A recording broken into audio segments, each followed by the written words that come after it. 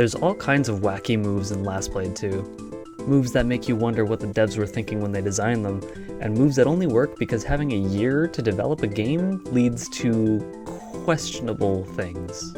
Last time we talked about Moria's infamous teleport cancel, which is both very powerful and character defining, even if it wasn't the intentions of the devs. And while glitches are cool and all, surely there wouldn't be a move on par with the level of strength teleport cancel provides, right? Deep within the darkest depths of this game, there exists a character with a move so powerful, so all-purpose, so incredibly obnoxious, that the mere mention of it sends shivers down the spine of any player who's witnessed its true potential in person. One that isn't even caused by a scramble in the code, but was intentionally put into the game, caused by the foolish ignorance of its creators who had no idea what they were unleashing. And that move is... Dash Slash? Yeah, you might be a little confused at first. I mean, it's a pretty run-of-the-mill ninja move. Just a quick dashing move that goes far, but I'm not kidding, this move is actually that good. For starters, it comes with a bonus whole character alongside it who's already very strong.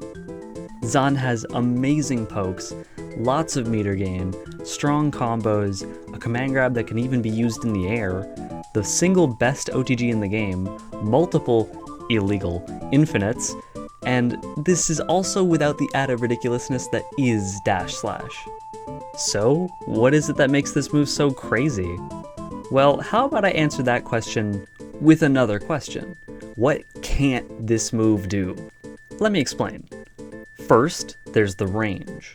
Probably the first thing anyone will notice about this move is that it goes very far, like full screen far. And just how far it goes can also be influenced by manually timing the input. This move is actually two parts. The first is the dashing part, which is inputted as 616C, or forward down back forward kick.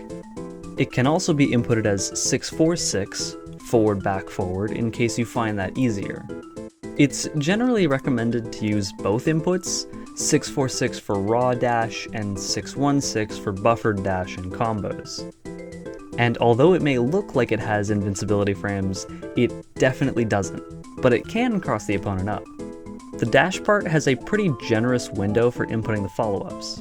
It has a buffer window starting at frame 2, where it'll accept a follow-up input and start the next move at the earliest possible time, that being frame 7.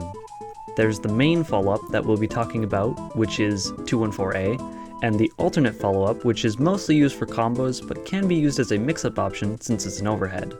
The reason it's useful in combos is because it's special and super cancelable, which also surprisingly includes Fandango for all my speed and EX players out there.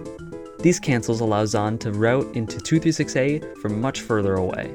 Although unlike the A follow-up, 214B is too slow to confirm into off of Zan's jabs. So not only does this move boast incredible range, but it can also be used to mix opponents up very easily because the dash can cross up.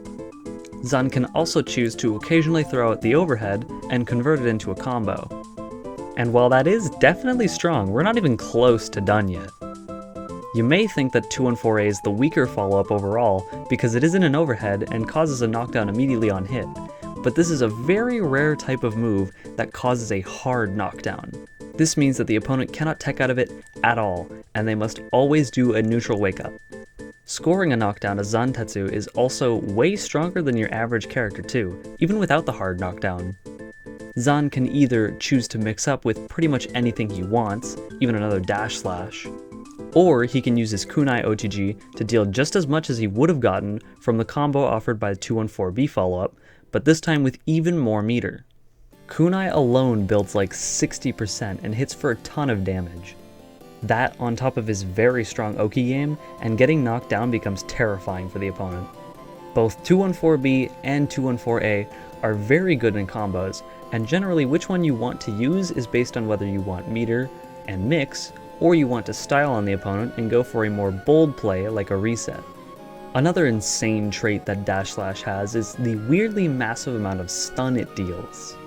Stun is a mechanic which rarely comes into play in this game, because the damage dealt is so high that most of the time the opponent dies before the stun value fills completely.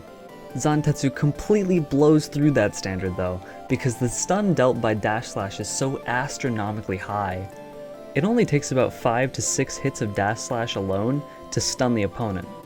And while that may seem like a lot at first, it's important to also remember that Zantetsu's combos are abnormally long for your average power character.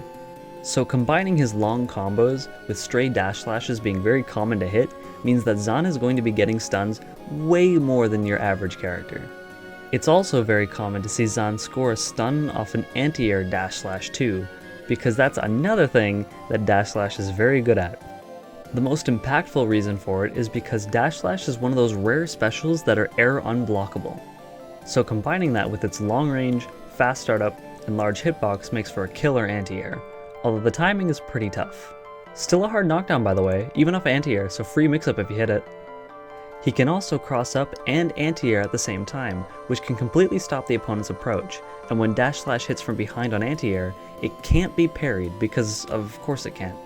And just in case you thought you were somewhat safe in the case that you get hit with a regular knockdown, dash slash is also insanely good at tech chasing any option at all, even air techs. And of course, if you get hit by it, you're eating another mix-up or are feeding Zantetsu tons of meter, which he can use to later make you explode. Of course, the fact that its range is so good and that it can cross up means that Zan is capable of mixing you up from incredible lengths.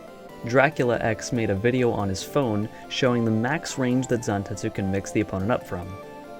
Using this, we can create a chart which shows the exact points where Zan can hit you without crossing up, where he can 50-50 you, and where Zan is essentially always going to cross you up.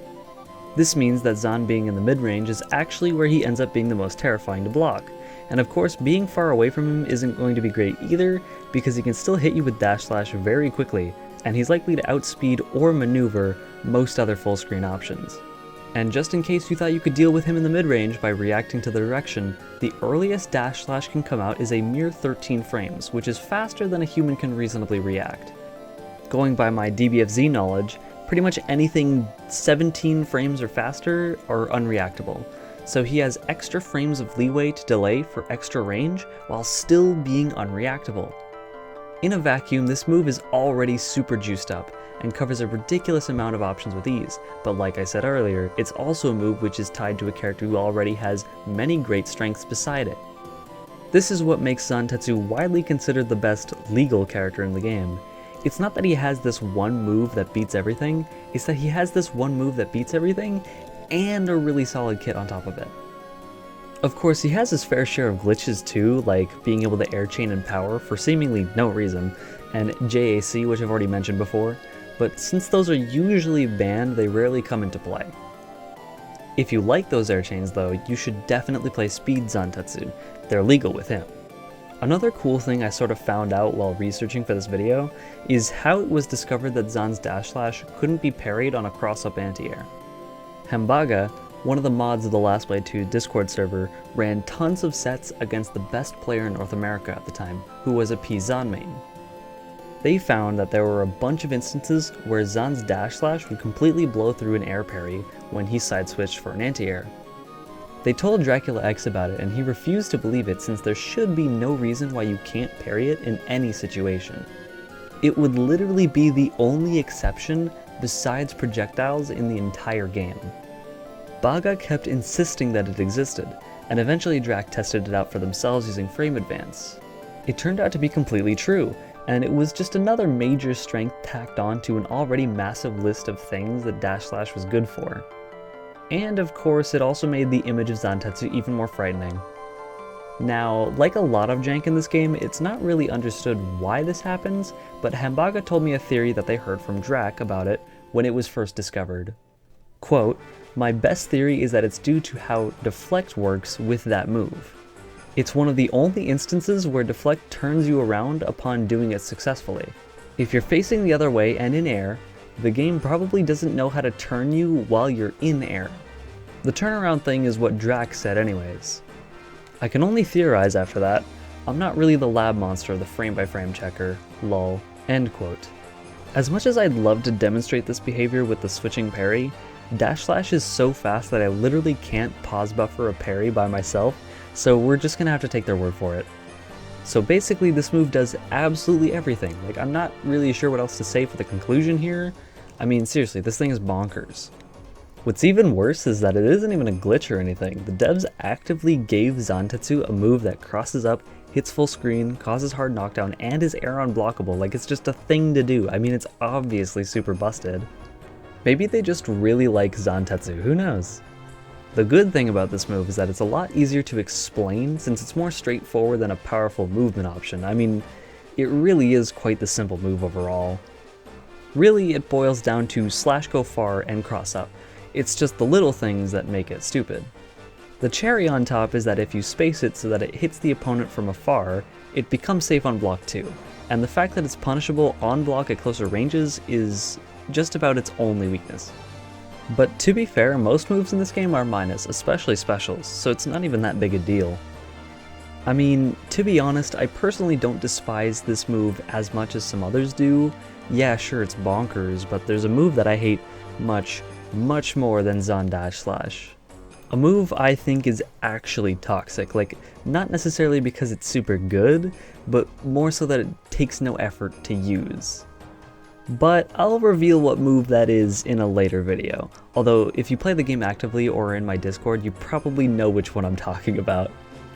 Moral of the story, this game is very unbalanced, but it could be a whole lot worse. He's not Street Fighter 2 Akuma good or anything, and Moria is just as broken, so at least he has an equal.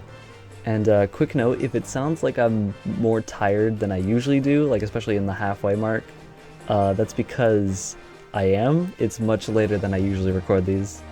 Anyways, thanks for watching this week's video. Feel free to support me by liking and subscribing. Our Discord is in the description, where we host Last Played 2 weeklies on Thursday and Garo weeklies on Sunday, and I will see you in the next video.